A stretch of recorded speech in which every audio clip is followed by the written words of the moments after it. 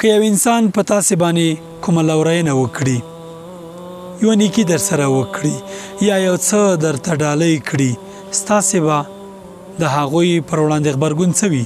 خو حتما ترې مننه کوئ یا بیرته ډالۍ ورکوئ او یا په زړه کې ورسره مینه کوئ. خو پوهیږئ الله تعالی له تاسې څه ډول مننه کوي؟ لئن شکرتم لازیدنکم. کله چې تاسې د الله تعالی په لار کې یو څه کوئ یا د الله تعالی شکر ادا کوئ، الله تعالی تاسې ته زیاتوالی راولي.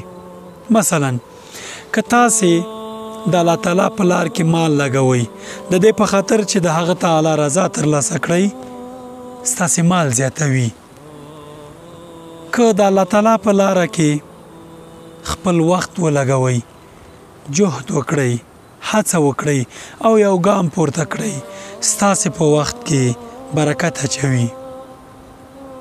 برکت چې ستاسې په ژوند کې وي لوی نعمت دی، ځکه د هغه کسانو په ژوند کې چې برکت دی په کم وخت کې دوی ډیر څه کوي.